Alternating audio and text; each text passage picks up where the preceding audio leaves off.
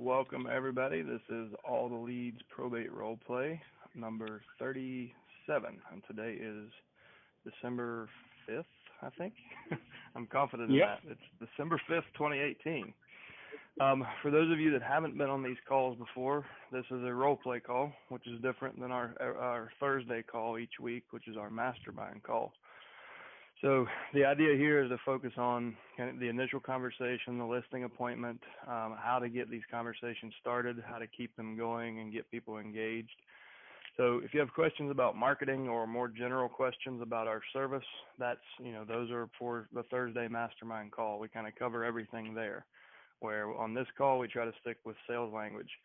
And we can talk about letters, we can talk about, other campaigns, but mainly language specific. So where are you getting hung up? What is working well for you? And it's a lot more fun if you guys participate and jump in and role play with us. So if you would like to role play, I can play either the agent or the personal representative or the attorney. If you have something you want to cover, something you're curious about, something you're getting stuck on, please press *6 and then 1. That'll put you in the queue. Until we get some people in the queue, I'll talk about where you can find the rest of these calls. If you're a subscriber, you have access to the last 36 calls. You can just jump into your subscriber portal, click on Education and Training in the menu, Conference Calls, Access Call Archive. There's also a new archive that we have, a video archive. If you go to the public website, alltheleads.com, not in subscriber portal, look under the complete system, education and training, conference call archive, and those are video archives. Those are more easily searchable by using the search bar in the top right of our main website. You can search terms like attorney, role play, objections, and kind of bring some of those past calls to the surface. The other place is in our Facebook group, All the Leads Mastermind. So you can do the same thing there. Go to All the Leads Mastermind, assuming you're a member. Use the search bar on the left. You can type in anything that you're getting stuck on. Like if you want to practice role-playing objections, go type in objections, and it'll pull up some of that conversation from our past calls. And it's not indexed perfectly, but it'll certainly limit the amount of options you have, so you can find what you're looking for quicker. And that's all I've got. People are continuing to log in. We do have one in the queue. Tom is joining us shortly. Chad as well. He will be scribing, but we do have one in the queue, and let's go ahead and take that one. That would be last 4 digits in your phone number are 8844. Go ahead. Yeah, hi. My name is Arthur, and I pretty new to the game. And I made a few calls following up on some letters that I sent out.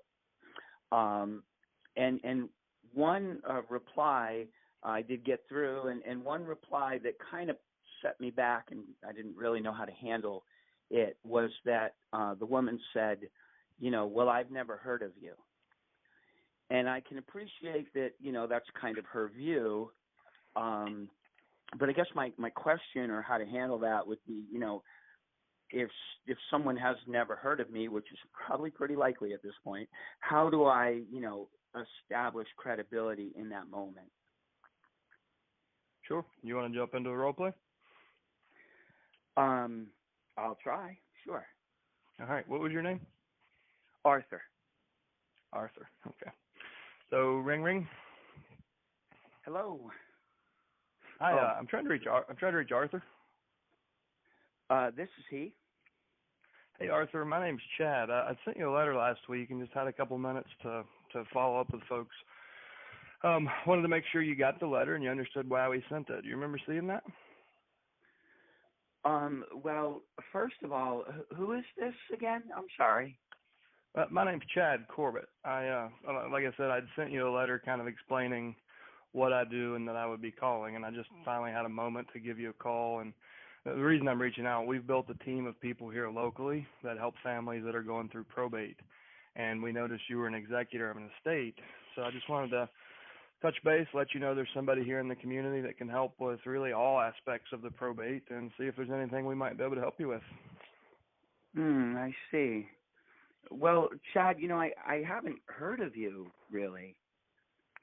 Yeah. Have you ever Um, been an executor before? no, right. Good one. Yeah, so we try to, and quite frankly, we very quietly specialize in this because there are 9 million realtors, and everybody knows a dozen realtors, and different investors, different things. But we keep quiet, and we try to just spend most of our energy working with folks who are in your situation. We have a whole team of people that can help with the real estate, the personal property, even helping make sure your family never has to go through this again using our estate planners and financial planners. So there's a lot of things that we can talk about. I like to try to focus on understanding kind of your situation and your goals, and then I'll let you know some of the ways we can help. So what's been the toughest thing for you so far? Is it moving smoothly, or have you found challenges? Hmm. Yeah. I might stop things there and say that I appreciate that. Right. Have you ever been an executor before? And that we operate quietly. I that rings with me. I like that. Sure. And then putting it back for them to kind of open up with an open-end question, right? That I appreciate Right. that. So I'll always, and I sound really long-winded and aggressive when I do this sometimes. It's based on my experience. So until you build rapport with these folks, silence is not your friend. So if you give them that opening, they'll typically ask you another question like, "Well, where'd you get my phone number?" And so you need to keep that space full of value, so there's no place for the objections to come in. And at some point, they'll process the conversation and catch up to you, and then they'll see your value. But what I find early in the conversation, they want to know, who are you? How did you get my number? How do you know that I'm an executor? And what do you want? And if you keep the conversation rolling and you keep control by asking those questions and keep moving forward, I find that they almost have to engage with you every time. So that's why I was so talkative and just kept going and kept hitting you with questions, because if I can just keep you moving along long enough for you to actually start listening to me, you're going to see a ton of value in what I'm offering. But I've got to clear those hurdles of, who is he? I've never heard of him. How did he get my phone number and all that? So, but I don't want you asking that stuff, so I'm going to lead you where I need us to go. No, I appreciate that. That was very helpful. Yeah. Yeah, that's a good one. That's actually, no one's ever brought that up, so thanks for standing up. Sure. Yeah. All right, guys. Anyone else wants to role play anything good or bad? Star 6 and then 1. And I know there are people in this call that have found success. You've got appointments. You've taken listings. You've bought houses. This call is as much about that as it is about solving problems. So I work with people in all 50 states, and I hear a lot of these stories in one-on-one conversations about what they did that was really effective, or what was surprisingly worked when they didn't expect it to. So if you've got something like that, please step up and share with the group. Okay, we have another one in the queue. Last four digits are 3999. Go ahead.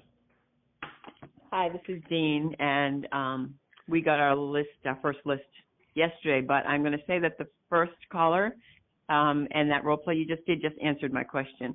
So I had called, and like a business person said, my name, the name of the business, Probate Compassionate Care, and they were like, I'm done, right? And they just shut me down in like my first 10 calls.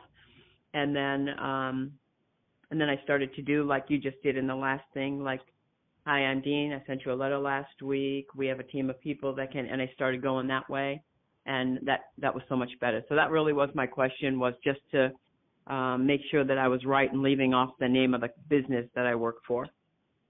Yeah, absolutely. And we, especially in the brokerage community, we're all so conditioned to, put that out there because of disclosure and because of the pride of brands. But it actually does hurt you more than help you in a lot of cases, because if you do have competition in your market and they have not done a good job, but they did reach the person first, then they just muddied the water for you. If you give yourself the same title as they did, hi, this is Gene, the realtor from ABC Real Estate, then they're like, oh, she just wants to put a sign in the yard and have me make her damn mortgage payment like that last guy, right?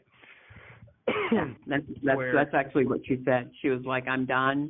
Everybody called me. I said to her, well, let me just make sure that you've got everything in place. I said, you don't want to go through this again. Have you spoken to a family law attorney? She said, everything's in trust. I said, perfect. That's all I needed to know. Thank you. Have a good day. And I let her go because I was like, this is going nowhere. So she gave you an opening there. Everything's in trust, but something wasn't because she had to file probate. And she said yeah. She said the bank filed something wrong. So that's why they weren't probate. Yeah, somebody made a mistake and one part of the estate has to be probated, but you uncovered a trust lead on accident. So it would where I would encourage you to go the next time that happens, or maybe even reconnect with her, is say, oh, well, that's interesting. So you filed probate because someone made a mistake. We see that every once in a while. It's not real common, but a couple of the people that we have on our team to make sure stuff like that doesn't happen is our family law attorney and our financial advisor. So do you feel like you're in good hands? You know what your options are for, liquidating assets and reinvesting that money? Like, do you feel like you're taken care of? Or have you thought about it? And just see if you can get her to open up and start to tell you what might be in the trust, because your skill set is going to work perfectly the same way it does with probate with the trust. All the problems are there and all the motivation is there. It's just a different structure. So instead of going through probate, it's going to be more efficient. They can do what they want as the beneficiaries and the trustee. Right. So just remember to always keep asking questions until you know that there's no way you can help, right? Okay. I appreciate that. Thank you. Yeah. And I'm glad you brought it up. I mean, we talk about, we've been having these calls for several years, and I think that sometimes I forget to explain the science or the art or science or blend of why we say the things we say and the order we say it. And for those of you who have been through Probate Mastery, we've spent 2 hours like breaking this conversation apart and showing you, this is how you lead into this, and this is why, and this is the order that you do that in. But the idea, going back to kind of the core of what we teach, is you shouldn't be a realtor, you shouldn't be an investor, you should be just Chad, or you should be a local probate expert, or we're a team of people here locally that help families in probate. Find a title that they've never heard before. Say something that no one before or after you, if you do have competition on the phones, they're not going to be saying that. And for those that have been through Mastery, it's usually, my name's Chad. I'm a certified probate expert here in New Jersey or wherever you are. And they're like, well, what does that mean? And then, boom, you got your opening. So they engaged with you. Where everybody knows what a realtor does, everybody knows what an investor does, and they listen very little or not at all after you title yourself. So that's just one of the examples. There's everything we teach is very deliberate and has been tested in many different ways to find what works. So, try not to shortcut and reinvent the wheel. We encourage you to make your own sales language. That's why we don't do scripts. But understand that it's very the way we teach this and the way the probate seller interview sheet, which you saw in probate fast track training, like that's based on thousands of conversations and appointments. So awesome. Thank you. All right. Well, we're approaching 100 people on the call, and nobody's in the queue. If you'd like to play Stump the Chad, which is always fun to watch, please do *6 and 1, and let's get some additional tough questions. These are great things to discuss. *6 and 1, and that gets us another one in the queue. Last 4 digits, 6594. Go ahead. Good morning. My name is Elmer, and I'm yet to make the first call. Can you help me with that? Do you want to role play, or are you looking for Yes, encouragement? I would rather have you do the intro so Okay. that I know how to say it or what to say. Okay. So I'll just teachable moment, right? So as going back to two callers, not soon enough when I was doing this, like starting to make these calls. Mm-hmm. Almost everybody wants to know who you are, how you got their number, what in the hell you're calling for, and just all these this barrage of questions that really aren't relevant to the conversation. They're just nervous and they don't trust you, so they're just jumping into a pattern of, questions. Like people, when you first meet someone, oh, where are you from? What do you do? Where do you vacation? Right. That you have these general questions, so they kind of find themselves asking that because they don't have better questions to ask. So what I figured out to be kind of the golden key to unlock these conversations was proactively covering all those points, even if that means talking a whole lot really fast and kind of plowing through the front of the conversation, and then just end on an open-ended but emotional question. So like you noticed, I led that caller up to, saying, listen, there's a lot of things we can do. What's been the most challenging thing so far? And it's almost impossible for them not to engage with that question. And they might ask you a follow-up, and it's like, well, some of them will try to drag you back to where did you get my phone number? And but not often. Usually you've given them so much information in such a short period of time, you'll pause, give them a chance to process, and then they will unload the whole story on you. And then the key is just listening. So as they pour their heart out and tell you all their problems and what their goals are, in your mind, you're just kind of engineering the solution that works best for them based on all the team members you have at your fingertips, right? So that's kind of the progression we'll follow. You'll hopefully hear those things from me in the beginning, and you can take the conversation anywhere you'd like. And was your name Elmer? Yes. Yeah. So ring.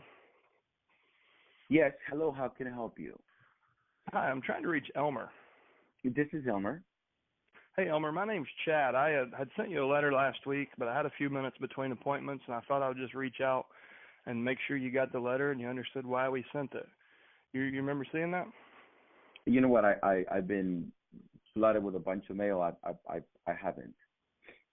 I understand. I'm not very good with mail either. It's 2018 there's so many ways to get in touch. Mail is usually the last thing I open. So no worries. Even better, you got me on the phone. That's why I try to follow up. Listen, the reason I'm calling is we have a team of people here in locally that have been put together specifically to help folks in your position. So we notice you're the executor of the estate.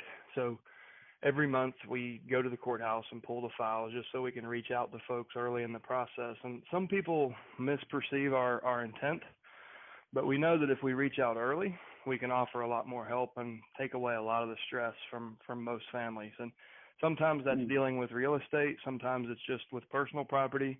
Sometimes it's the finances and getting things transferred correctly and reinvested. And sometimes people just don't need our help, but we don't know until we reach out, and that's why I was calling today. So is there anything that you guys have found challenging or you don't understand, or if you could delegate any one thing today and say, Chad, you go do that, I'm going to go have a drink, like what would that be? You know what? It's been very emotionally charged. So I think I'm going to put that in the back burner and address that after the holidays, maybe sometime at the end of January. Sure, and that's a common reaction. I mean, I would say that 9 out of 10 of our clients kind of said the same thing when we first spoke. Because you don't know me, it probably sounds too good to be true, and it is a stressful time right now. But one thing that I find is it's usually not in the family's best interest to kick the can, so to speak. So I'm never going to push an agreement in front of you and say you have to sign anything. I'm never going to charge anything up front. I just know that I know that the most common challenges, like for example, most people just can't get over how we're going to get the houses cleaned out. How do we sell that stuff? How do we know that we're not throwing away something that could be sold? Like there's a lot of questions running through your head about that, right? So You're right. in Yes. in a 10-minute conversation, you can sit down and say, Chad, these are the things that really freak me out, and right now I'm going to wait till January because I just have too much on my plate. But we can look at that and go, hey, I can sell this in a week. We could probably get you a check right now, or we can set up an auction sale. By the way, I'll have it cleaned out and we'll donate everything that doesn't sell. And by January, this house could be completely broom swept and ready for photography. And that puts you a month ahead. That's another month of property taxes, another month of property insurance, another month of you wondering what's going to happen. And all I'm offering is to step in early and to shoulder a lot of that stress that you're feeling, because for us, it's not that stressful. It's what we do every day. So we know that, if we can work with you, it's going to be way less stressful for you. And we have already vetted anyone that could possibly help in our community in your situation. We have on our team. So we have registered investment advisors. We have family law attorneys, elder care attorneys, even long-term care insurance providers, long-term care facilities for moving companies. I mean, you name it. Anytime we've seen a challenge from any of our clients, we go ahead and kind of put a team member in place to deal with that for that person and for everybody in the future. So we've built a pretty full-service solution over time that really I think every family can benefit from. And sometimes we get compensated for that, and others we actually don't make anything, but we're willing to do it because we know that if we help you and we can make your life easier, when you know somebody else in this situation, you're going to send them our way, right? I would think so, yes. And I'll break script there. So my next step would be the segue into the real estate, confirming the specs, asking you what your plan is so far for the personal property, bringing that pain back to the surface, showing you how I can be the solution, and then setting the appointment. Perfect. And I just discovered how to go to the archives in the Facebook page. I didn't know how to do that, but thank you. Thank you so much for taking the time, Chad. I appreciate it. Yeah, for sure. And when you're looking at the archives, if you type in initial conversation is kind of the shortcut to what we just did. And you'll probably never hear me do it the same way twice because I don't really believe in scripts. I try to read the tone of the conversation and, react accordingly. So listen to a few of them and listen to the different variations of how we've done it, and then kind of build your own version. Okay, perfect. I'll do that. Thank you so much. All right. Great job. Good answers. And thank you, Elmer. Next caller, 4 digits are 5695. Good morning, everyone. Calling from sunny California. How's everyone today? Doing great. Doing well. Good. So I was wondering if we could switch gear on the call a little bit from maybe a non-emotional party like the PR to maybe more of an attorney. So you guys are doing our PR calls for us, and then we are doing the attorney calls. Actually, we have yet to start. We're new to this as well. So what changes with the approach, and do you shift more to the business side of the conversation with an attorney more so than a PR? So you don't change a whole lot. The same benefits that you're offering to the personal representative are gonna be perceived as very valuable to the probate attorney. So knowing that, so they're gonna handle. Excuse me 1 second. Somebody keeps calling me back. So the attorney is going to handle the legal aspects of probate, which might represent 25% of the responsibility. The PR has 75% on their plate, but they've built a relationship with the attorney. That's kind of their lifeline. So when they have questions about finding a clean out crew or hiring a moving company or looking for a realtor, when they go back, they're coming back to the attorney, that just creates redundancy that they don't get paid for. It's time spent they're not compensated for. So if you can show that attorney how you can take on all of the non-legal, like the non-legal aspects of the probate, and you absorb that redundancy, and it's not going to be a big burden for you because your system is set up where you delegate that out. But that's the idea. Highlight how your business actually complements theirs by providing a specialized service for the clients they serve, and focus on, you know, the business efficiencies of that and how it takes pressure off of their staff, and they don't have to have the same conversation and things like that. So we can jump into a role play, but that's kind of the point, is to show them how your service is directly complementary to theirs, and it also is putting their client's interest first. So would it be, so what we've done, since we have quite a few years of real estate experience and we are branded, we also created our own brand for the probate side. So would it be important in the initial introduction to, you know, use the name of the company, or do you still keep it personal? Yeah, so that's a good point. So with the attorneys, you can be more B2B in that sense. So Okay. especially if you've invested in a brand and it's a trusted brand throughout your community, absolutely, it's okay. So, you know, this is Chad from ABC Real Estate. We actually haven't met yet, but I've noticed, you know, well, actually, let's jump into the role play. Well, if you're going to be playing the agent. So one of the other things is it's always helpful with attorneys when you can find a way to compliment them or stroke their ego.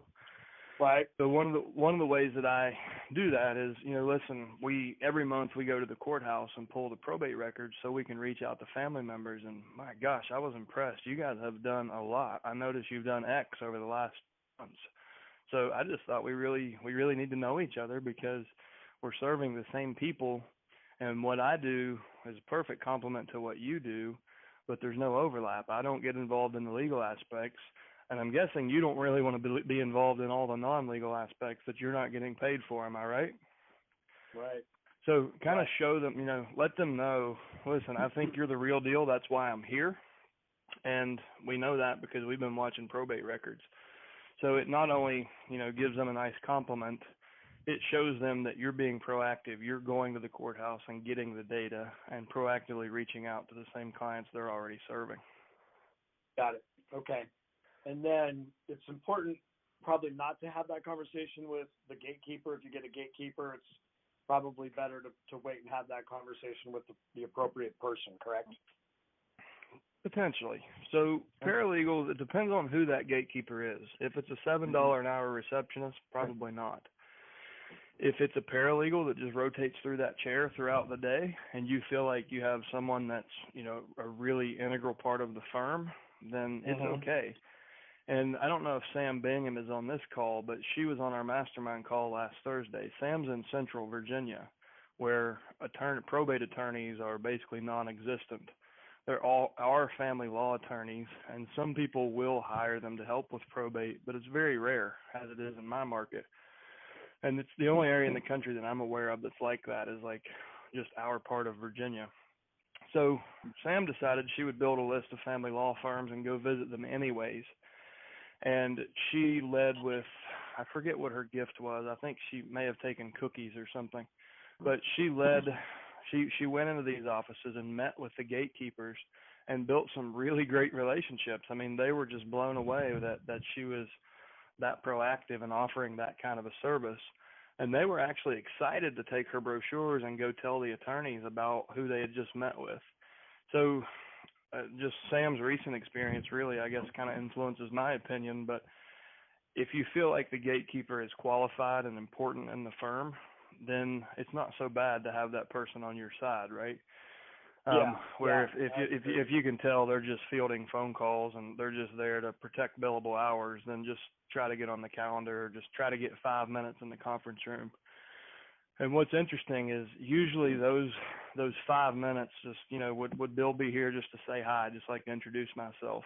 An hour later, you'll find yourself sitting there on your second bottle of water because he's so damn impressed with what you're talking about, right? He can't believe that a real estate professional is willing to do all this other stuff. And it looks like a big, massive undertaking, but like I said earlier, when you've got the right vendor partners, this isn't any more work. It's just a little bit more talking to offer a whole new class of service. Right. Okay. Appreciate that very much. Thank you. Sure. Timmers, so did you want to role play that, or did you get what you needed there? No, I'm good. Thank you very much. Appreciate it. Okay. Tim, All who right. do we have in the queue? Next caller, ending in 7428. Go ahead. Hey guys, what's happening? It's Dave here in Colorado. How you doing today? Denver Dave. Good. How are you? Fantastic. Wanted to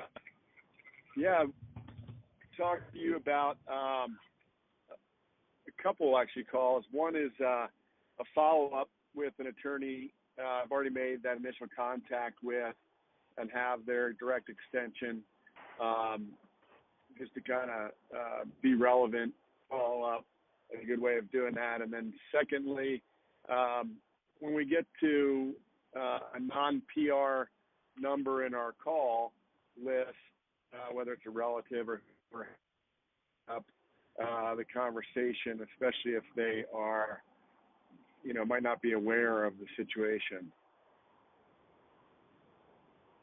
Okay. So usually when you get somebody who's not aware of the situation, it's usually because they have a common name and somebody else with that name lives in the same zip code or county.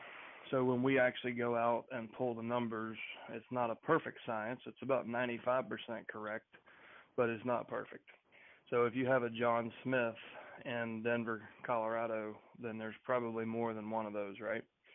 So sometimes we may get the wrong John Smith.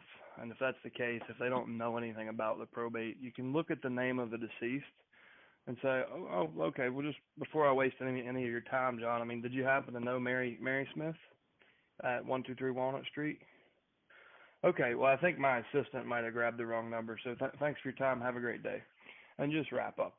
And don't get too caught up in, because John Smith, a lot of times, like I said earlier, keep control of the conversation. Even if you're just trying to get off the phone, guard your time.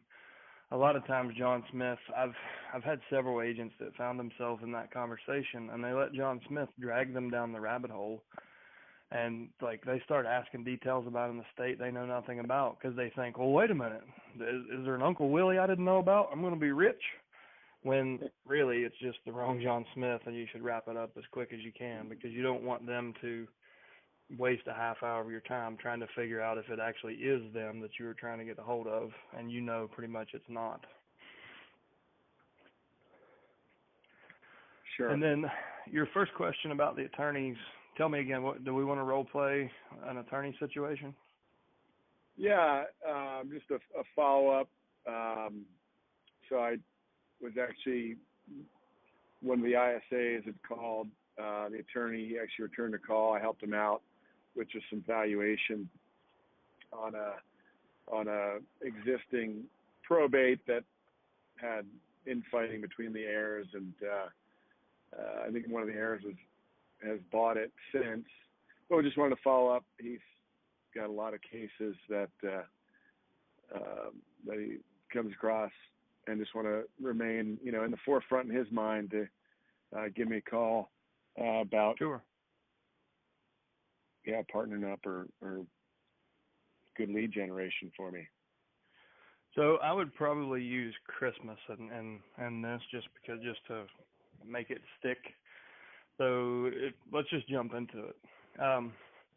So let's just assume I just got past the paralegal and she transferred me to your line. So ring, ring. Hello, it's Dave. Hey Dave, this is Chad Corbett, the tall bald guy you met with a couple of weeks ago.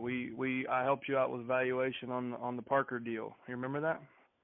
Oh, hey, yeah, Chad, what's going on, man? Thanks for doing that. That helped us put that whole case to bed, and I think that's all settled. So I appreciate your work on that. Yeah, for sure. Like I said, but last time I saw you, anytime we can help with anything like that, we're happy to. I'm actually calling because I got all my Christmas shopping done early. Have you gotten yours done? I haven't even started. Oh, well, I've shifted gears, so I got all the Xbox games purchased. Now I'm looking to buy real estate while everybody else like you is just getting started Christmas shopping. So I just wanted to touch base and let you know. I mean, we do have we've got both our in-company money, but also private capital on deck, and we're really looking to do both long-term holds and single-family flips. And then obviously, if there's multifamily or office, we're interested. So I know we talked about a lot the first time we met. I just wanted to let you know that we're really in the appetite to buy in December because there's, a lot of people are distracted and a lot of families think they can't get offers. So if you have anybody that really needs an offer, we would love to have a look at it. Oh, great. Yeah, I think I might have one coming up. We're opening up a new probate for someone that's might be a perfect fit. Okay, perfect. Well, yeah, we can definitely get them Christmas cash. I know it's a lot of folks that's in our experience in past Decembers, that's been important to a lot of families. So, I mean, do you have the contact information? Is that someone you would like us to reach out to, or do you want to wait until you've met with them? Nice, I like it. So, and then I would just try to get him to go ahead and give me their phone number. But if he didn't want to, that would be fine. I might follow up next week. Sure. But I tried to bring some real life into it, just using Christmas as an example, like, a reason that I'm looking to buy, because I have spare time and everyone else is distracted and your clients need Christmas money. Those are just points that I kind of grabbed, but it makes it more authentic. It's more of a human conversation, right? Yeah. Great. That's All good. right. Thanks, man. We cover everything you need? I think so. Yeah, that's perfect. Cool. Have you got any real estate yet? Not yet. It's Dave, early take the 2019. claps. You're going to save 50 All grand right. this year. All right. Thanks a lot, Dave. Thank Tim? you. All right. Good deal. Another one coming up for 3908, last four digits. 3908, go ahead. Hey guys, it's Sam. I figured I had to jump on. Hey, Sam is here. Chad called me out. I had to jump on. I was going to save this for tomorrow, but since Chad brought it up, we got a thank you card from one of the attorneys that we visited last week, and again, I really only talked to the gatekeepers, but this is from the actual attorney. She said, thanks so much for bringing the cookies and the holiday cheer. We loved it. Like I said, we had dropped off some flyers and a book that was like how to manage your inherited home, and then also how to handle divorce, answers when you're going through divorce. And she was just like, I read your books. Everything's fantastic. This is great. I absolutely think it'll be something our clients would use. We'll keep you in mind when we need a realtor, and, thanks again. So what I'm planning on doing today or tomorrow is calling her to actually schedule a meeting, a face-to-face meeting with her, so that she understands further that not just if your clients need real estate, like, yes, that's great if they need help selling, but we can help even further with that and even sooner than that. Just to kind of bring that point home that we're full service and we deal with a lot, even if people don't want to sell the real estate, but they have stuff that they need to deal with, we can help with everything, and, contractor referrals and all of that too, just so that we consistently stay top of mind. But I just thought that was a really cool response to what happened, what we did, and it just is even more. We're going out again tomorrow to hit another 6 attorney's office with the same. That's thing. awesome. It was a tray of Christmas cookies. So, yep. So, and you inspired us so much last week, Sam. We actually purchased a bakery, and we're going to have mailbox motivator cookies now. So at the click of a button, you can put your attorneys on cookie autopilot. They have to be good Italian cookies though, because that's what we do. Well, we've got to teach Tim how to bake. Right now, we're stuck with ginger snaps. Actually, I cheated. I bought them. So yeah, kudos to you, Sam. I mean, it's 90% of the success in attorneys is just getting out of your office. That's so few people actually can get their butt out of the chair because they're intimidated. And I had this conversation with a couple people yesterday. They're intimidated by the attorneys, but everyone that I've been able to get to go do this comes back with a very similar report to Sam's. Oh my gosh, they loved me. They actually saw value in it.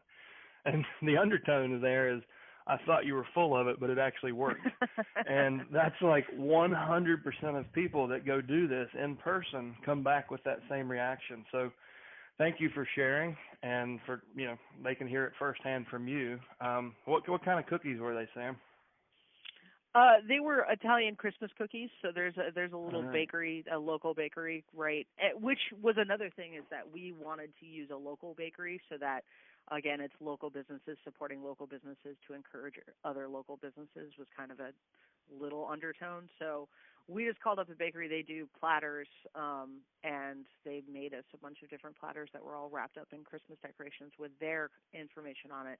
And then we put stickers, like labels with our information on it, and just dropped them off, and was very casual about it. I don't think we spent more than 5 minutes at any place, but made sure that the people, the gatekeeper we were talking to, was actually listening and connecting with us, and, made it kind of a jokey thing, and just was very casual about everything. But the reception that we got was just great. And I hope it'll keep moving forward. Did you ever feel like you were wasting time when you were out doing that?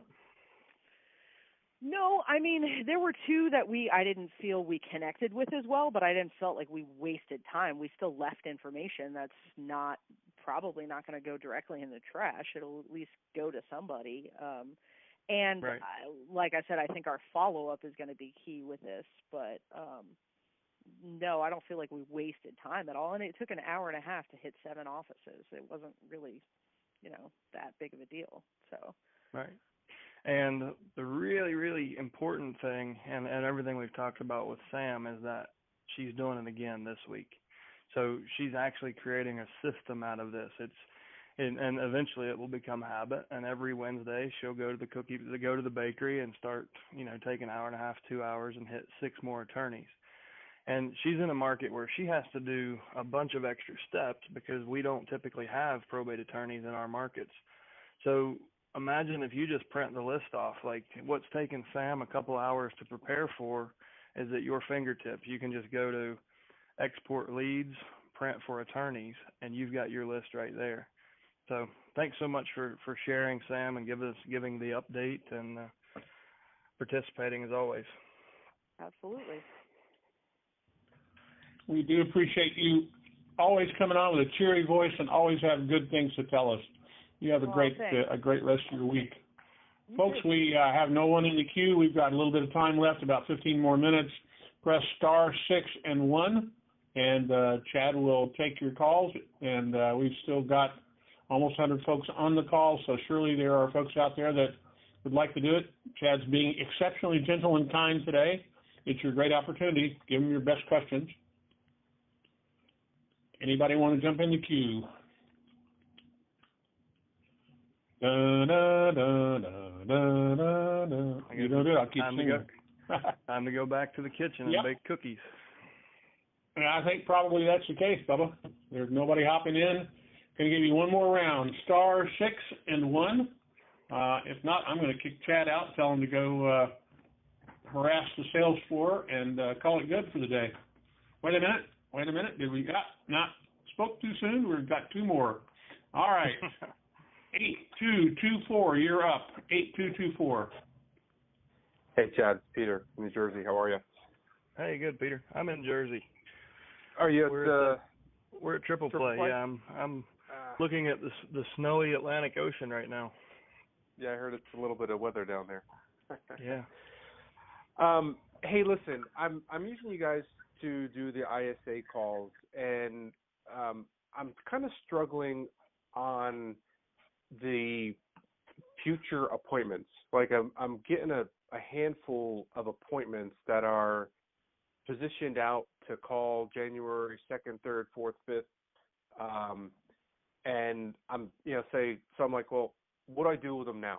Am I going to reach out? Am I going to call them? Am I going to, sometimes I don't have their emails.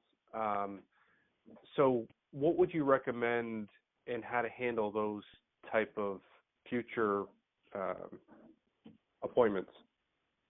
So are you getting the reason that it was kicked out to the future? Like, is it because X, Y, or Z? Holidays, we're not ready to talk. We're in the process of cleaning, yada, yada, yada. There's a variable of them. Yeah. So, and this is what, so typically that's what I call probate quicksand. Like it's much easier to procrastinate when you're uncomfortable than take action, right? So a lot of times, unless it's a surviving spouse or somebody that's just completely grief stricken, I'll apply pressure there. Now, our ISAs aren't always going to do that because they don't want to screw up something that could be good for you. They're going to push to a certain point and then just get you the appointment when they can get it. However, that doesn't mean you can't pick up where they left off and find a reason to call back and meet with them earlier. So you can, just for example, you call and say, hey, I'm trying to reach Amy. Oh, hey, Amy, listen, Sean told me that you'd have me on my calendar for January 5th. And that's great. We can wait until the 5th if that's the only thing that works for you. The reason I'm calling back today is we've helped a lot of families, and we know that the earlier we can get involved, the sooner we can kind of shoulder some of that stress. And I know right now during the holidays things are super stressful, but there's a great possibility we can be doing a lot of this stuff in the background and you don't actually have to be involved. That way when January 5th rolls around, we can be done with our part and we can talk about moving forward. So is there anything that you would deal with if you didn't personally have to do it right now? And look for an opening. And maybe it's the personal property, maybe it's, getting a family member moved out of the house, and who knows what it could be. But just look for your opening there. And the goal of the callback is just try to move that appointment to tomorrow and find a reason to get face to face. Because once you do that, it's game over. Like you're going to be the only real estate professional in the world, in their opinion. But you have to build enough trust that they're willing to come meet with you, and you have to bring something of value to get them out of their comfort zone. Because that's what's happening. Like 9 times out of 10, when they try to defer out like that, it's because they're uncomfortable, they don't trust you, and they're just overwhelmed to the point they don't think they can make a decision.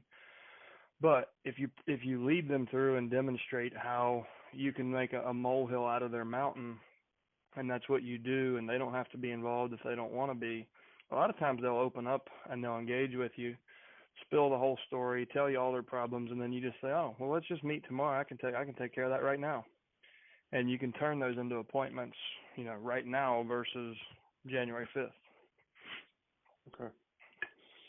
So definitely now, follow up. I will say, in defense of the ISA, December's a really tough month. Because there's a huge emotional component, but also people are insanely busy keeping up with commercial Christmas.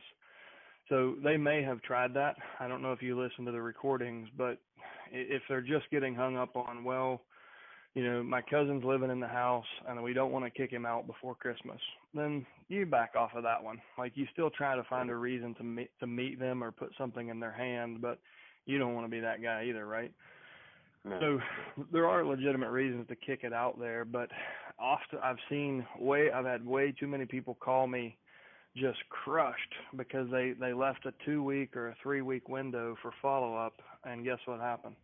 Someone else got the deal.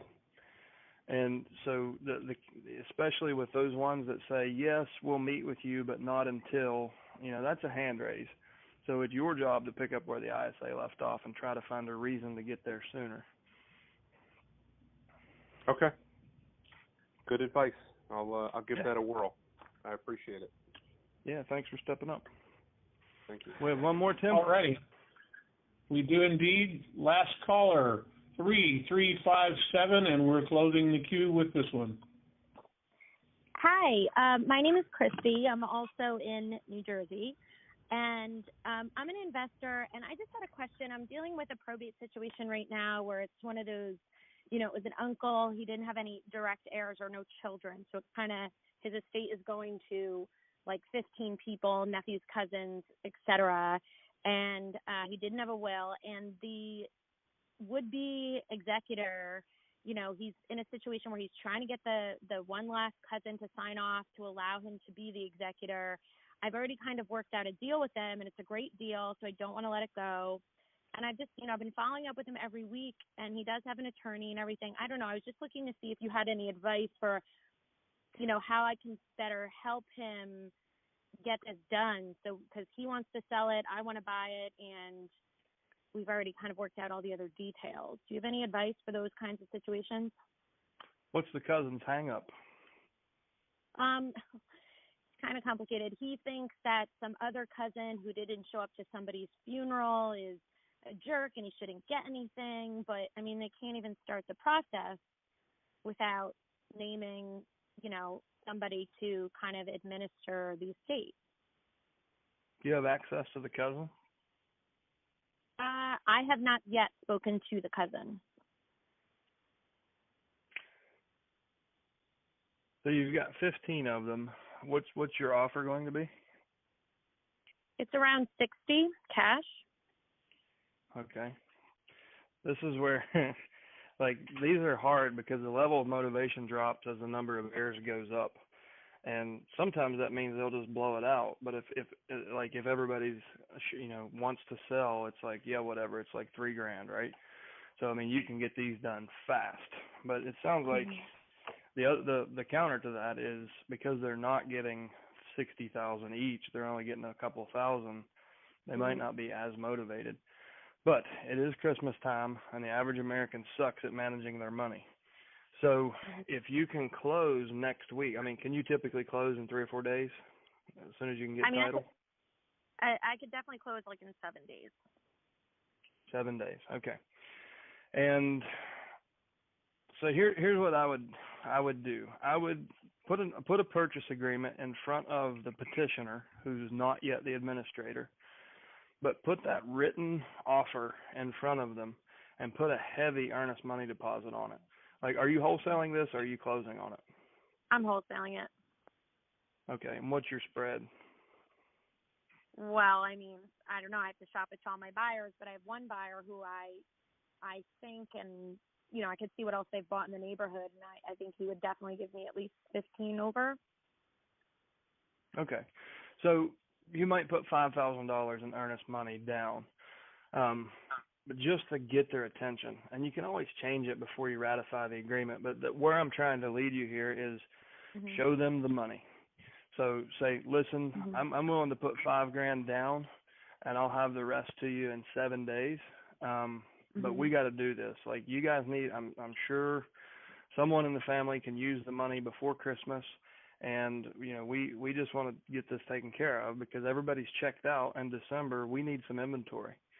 And just, make it, if they're not that emotionally involved, make it a business transaction and show them how you can get Christmas money in their pocket in 7 days. But it starts right now. And we need that cousin on the phone, and we need to show him the money. And so, Cousin Jerry, it's the state law dictates the distribution. So nothing you can do or I can do is going to change that Larry is going to get his $4,000. Larry's an asshole. We all know that. But he's going to get the money because the state says he's due. So we can't change this. What we can do is get you your $4,000 next Thursday. So can you please sign that release so we can move forward? And if you can do that, if you can get access to the cousin and kind of dangle that carrot, maybe he'll realize, okay, I'm just being a pain in the ass. I can't really change this. And they might break through and move forward. Can I just give you one follow-up to that now? Because it's all so complicated with these 15 people or whatever, I don't need, I can go, don't I need to wait to close on it because we don't even know who the heirs specifically will be? Doesn't it need to kind of go through probate a little more for them to be able to close with me on it, for me to get their title? They've got to get the letters of testamentary, so you're gonna have a delay until the next court date, whatever that is. It's probably weekly. So it's going to have to go. The petition has to go before the court. They call for objections, and if there are no objections, then they will appoint the administrator. At that point, it becomes a valid enforceable contract when you sign it, and you can get it to your title company, do title, and move forward. So it might not take you as long as you would expect, especially because last year in December I pulled probate counts across the country, and what we found is there's an 18% drop in probate filings in the month of December. And so there's more room in the court system. Like the attorneys aren't as busy, the courts aren't as busy, so you can probably fast track it through better than you would be able to in, say, July, or certainly in January, because that backlog comes launching back in January. Everybody has even more work to do because so many people procrastinated in December. So you might be able to get it done quicker than you think. That's awesome. Thank you so much. Sure. All right. I think that's a wrap, Tim. Yes, sir. That is it. The queue is empty, and it's been a great day. If you'd like to do the ending here, I'll let you do it, and I'll turn the recording off when you're done. Yeah, I'll give you mine, and then I'll go to Jim. So I just want to thank everybody for always showing up to these calls and always being willing to participate and taking it easy on me. But these are great calls, and it's great especially for people that are just getting started. In 2 or 3 or 4 months, someone is going to listen to this call and grab a nugget from it and, take it out and put it into action. So now for Jim's closing, since he's down at the triple play floor, take something you heard here today, something that excited you, inspired you, go put it into action, and come back next week to share your success story. Thanks a lot, and make it a great day. Nailed it. Later, Bubba.